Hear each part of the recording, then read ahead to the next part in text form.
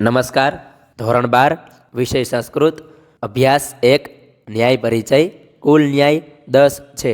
આજે આપણે ચોથો ન્યાય જોવાના છીએ. આની પહેલાં 3 ન્યાય મૂકી દીધા છે, તો જોઈ લેજો. ન્યાય નંબર 4 ઉપસર્ગ ન્યાય જોઈએ.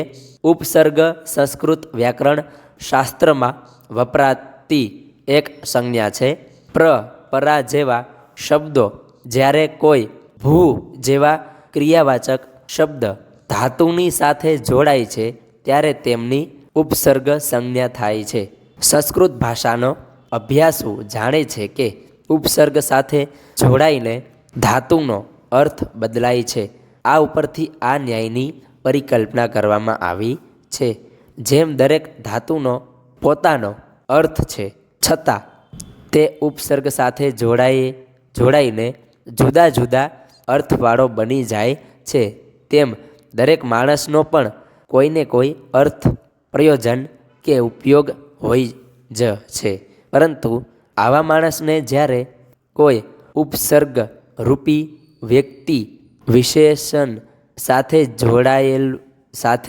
જોડાવાનું થાય છે ત્યારે તેનો મૂળ અર્થ બદલાઈ જતો હોય છે અને નવો જ અસ્તિત્વ આવી જતો હોય છે. જેમ એક મજૂરી કરતો પરિવાર છે. આ પરિવારમાં રહેલા બાળકનો પોતાના અર્થ, પ્રયોજન છે, ઉપયોગ છે, બરાબર.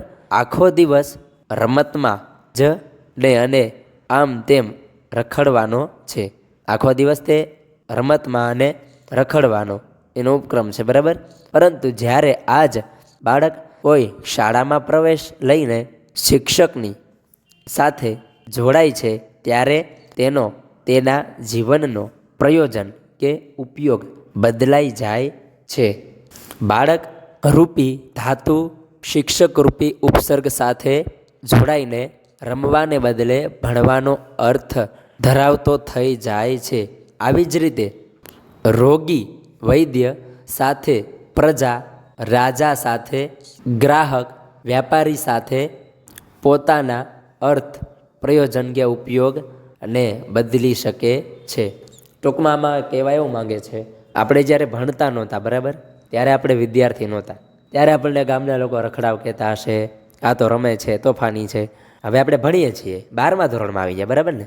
તો હવે આપણા જે ગામના લોકો છે એને ખબર છે આ વિદ્યાર્થી છે, આને બધું આવડે છે, સંગીત આવડે છે, ઉદ્યોગ આવડે છે, શારીરિક શિક્ષણમાં આગળ છે, રમતગમતમાં આગળ છે, બરાબર ને. ટૂંકમાં કહેવાનો મતલબ એમ છે કે જ્યારે આપણે શિક્ષકના સંપર્કમાં આવ્યા, શિક્ષક રૂપી ધાતુ આપણને શીખવે છે, એટલે આપણે રખડાવમાંથી રખડાવ હતા, એટલે એમાંથી આપણે વિદ્યાર્થી બની ગયા, ભણવાનું, બરાબર.